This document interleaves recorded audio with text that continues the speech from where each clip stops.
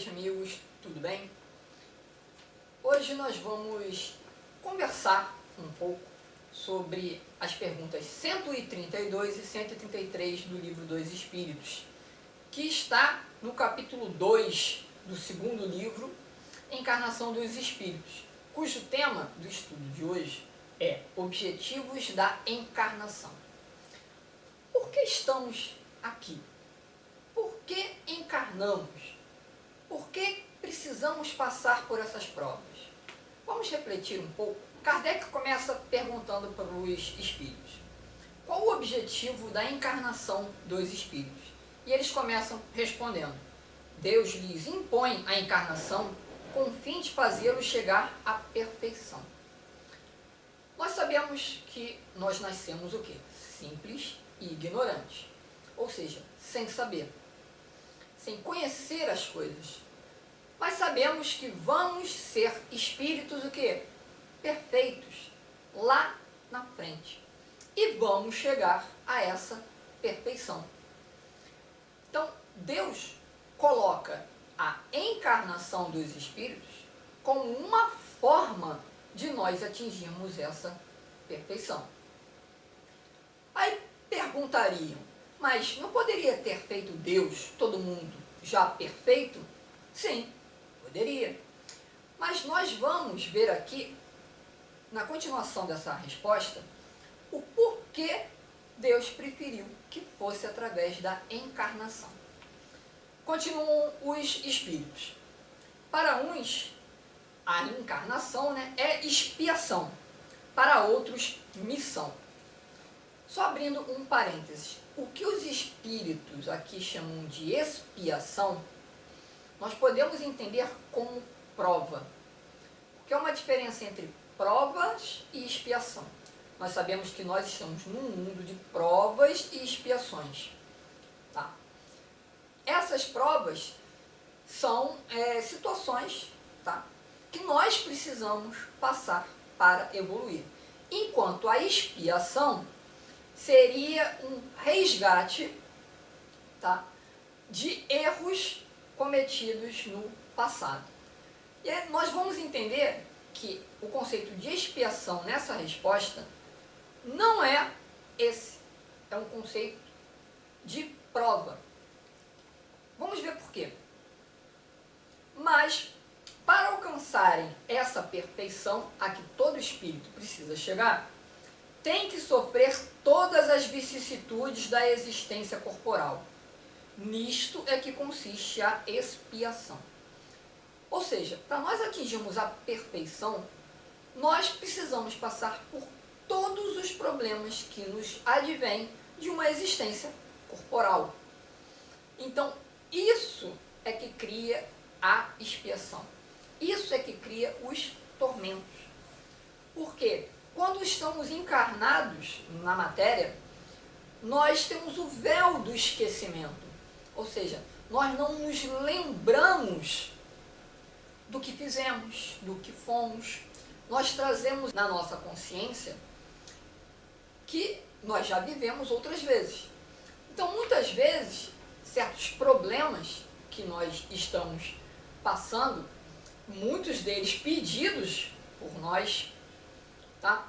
Muitas situações pedidas por nós, são encarados como tormentos, como expiações, que na verdade são provas para nos fazer chegar à perfeição. Vamos lá, um pequeno exemplo. A pessoa tem uma compulsão por alimentos. Então, pela saúde dela, ela precisa comer menos, digamos assim. Só um pequeno exemplo. Mas ela chega e olha aquela mesa linda, cheia de doces, comidas que dão uma vontade enorme de que ela coma aquilo. Mas ela sabe que intimamente ela não pode fazer isso por causa da saúde dela.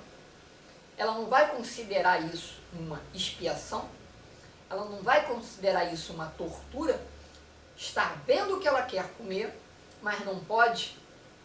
Na verdade, isso é uma prova para que ela se reeduque. Mas, logicamente, ela acaba vendo como uma expiação, como uma tortura. Então, tipo assim, é nesse sentido, mais ou menos falando, né, só para explicar por alto, que nós devemos de entender essa expiação.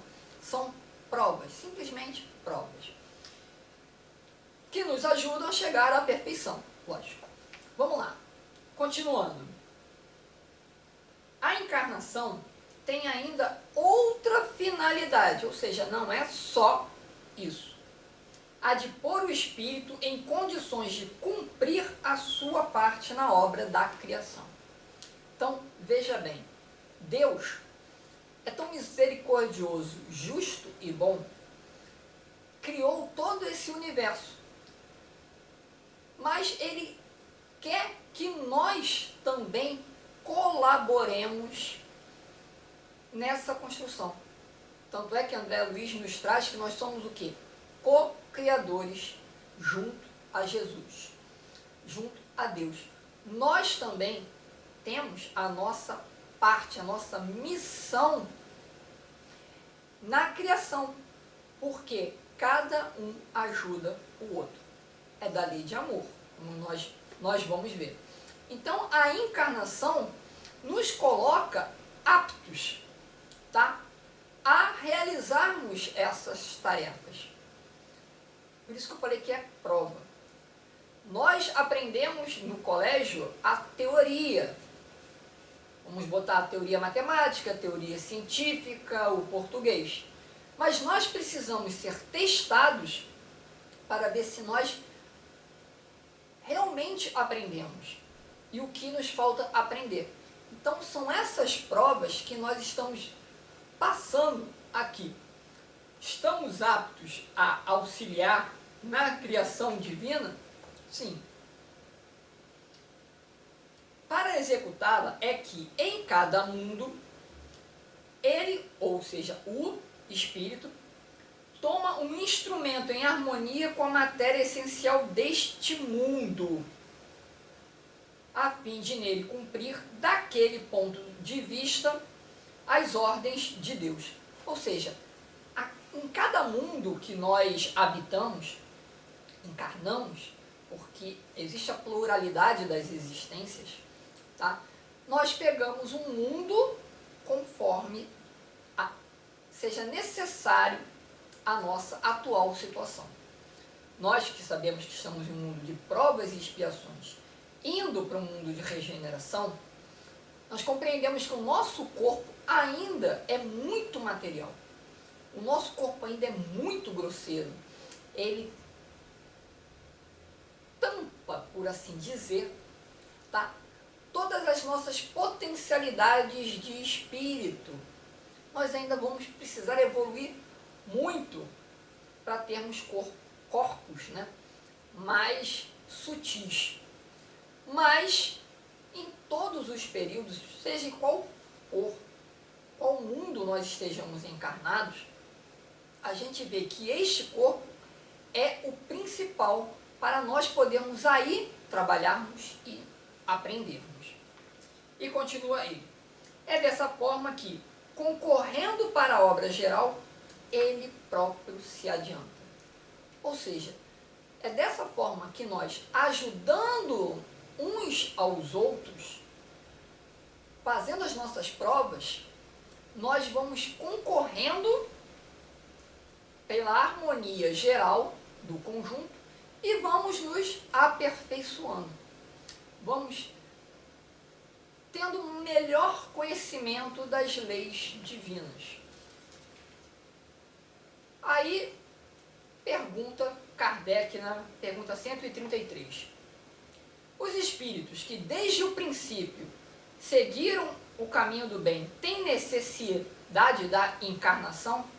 Ou seja, se o espírito só fez o bem, não fez o mal, em nenhuma ocasião, ele tem necessidade da encarnação? Olha o que os espíritos nos respondem. Todos são criados simples e ignorantes e se instruem nas lutas e tribulações da vida corporal. Sim, todos os espíritos encarnaram. Precisaram passar por várias e várias encarnações. mesmo seguindo sempre o caminho do bem, seguindo sempre a lei de Deus. Exatamente para quê? Adquirir experiência, para adquirir conhecimento que vai fazer com que ele saiba realmente como auxiliar na criação, porque ele já passou por essas provas. E eles continuam na resposta. Deus, que é justo, não podia fazer felizes a uns sem fadigas e sem trabalho, e por conseguinte, sem mérito. Aí está a resposta de por que Deus não cria espíritos perfeitos. Ele quer que nós tenhamos o mérito dessa perfeição. Ele quer que nós alcancemos, pelos nossos esforços, essa perfeição. Que todos nós iremos alcançar. Alguns mais rápidos, outros mais lentos, mas todos seremos espíritos perfeitos. Então, se nós olhamos hoje para pessoas que estão em um grau mais adiantado do que nós, de aprendizado, não significa que elas foram criadas assim. Não, elas passaram por provas que hoje estamos passando e adquiriram este conhecimento e vieram aqui auxiliar a nós para que nós também cheguemos a esse patamar. Detalhe, vamos todos chegar. Aí insiste Kardec na 133A. Mas então, de que serve aos espíritos terem seguido o caminho do bem, se isso não os isenta das penas da vida corporal? Por que eu vou seguir o caminho do bem se eu vou ter que passar por tudo isso? Eu não posso seguir o caminho do mal, digamos, o conceito de mal. Eu não posso ser egoísta agora, pensar em mim apenas nesse momento que atravessamos? Na próxima encarnação eu faço isso. Bem, se nós pensarmos assim, tem gente que vai fazer, realmente. Mas o que acontece? Olha a resposta dos espíritos. Chegam mais depressa ao fim. Os espíritos que sempre seguem o caminho do bem e do amor chegam mais rapidamente ao fim das provas. Quem não gostaria de, se estivesse doente, passando por um tratamento, seguir as recomendações médicas, tomar os remédios certinho, para ao final desse tratamento estar curado? Todo mundo. É ou não é? Então, o que ocorre? Nós também precisamos seguir o caminho do bem para que possamos chegar mais rapidamente. Enquanto nos revoltarmos, enquanto formos transgressores da lei divina, não nos conscientizarmos da lei de amor, nós estamos somente atrasando a nossa jornada, não a jornada do próximo. E eles continuam aqui. Além disso, as dificuldades da vida são muitas vezes a consequência da imperfeição do espírito. Quanto menos imperfeições, menos tormentos. Ou seja, essas dificuldades que nós passamos são decorrência da nossa imperfeição. E aqui eles nos dá um exemplo. Aquele que não é invejoso, nem ciumento, nem avaro, nem ambicioso, não sofrerá as torturas que se originam desses defeitos. Então vemos, quem não tem a inveja, quem já conseguiu sublimar a inveja, vai olhar o outro com as suas posses, com o seu poder, com qualquer coisa, e não vai desejar para si. Ou seja, vai ter menos vicissitudes, que isso não vai se tornar um tormento. Então, cabe a cada um de nós procurarmos fazer a nossa parte nos conscientizando das nossas imperfeições e procurando sermos sempre pessoas melhores, sempre auxiliando, sempre entendendo que estamos aqui para evoluirmos, para aprendermos.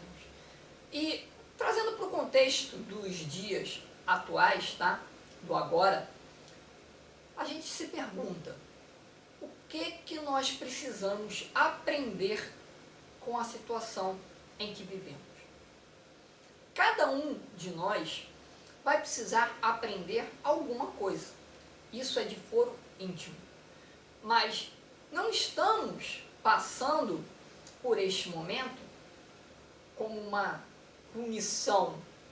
Não. Estamos passando esse momento como uma consequência das nossas ações passadas.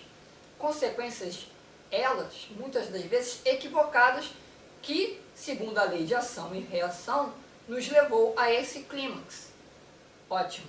O que vamos aprender? Então, meus amigos, para ir encerrando esse breve estudo, eu acho que nós precisamos pensar o seguinte: o que estamos aprendendo com essa prova que estamos passando? Será que estamos cumprindo realmente os objetivos da nossa encarnação? Objetivos esses que nós planejamos antes de estarmos aqui. E detalhe, se estamos aqui encarnados neste momento, não é à toa. Foi que com certeza pedimos. Às vezes imploramos essa última oportunidade de estarmos aqui. Então, o que eu desejo para todos é que nós possamos usar essa situação toda para mudarmos, para aprendermos, para auxiliarmos no crescimento, não só nosso, como planetário. Meus amigos, muito obrigado por estarem aqui comigo até esse momento e que possamos nos encontrar brevemente. Que assim seja.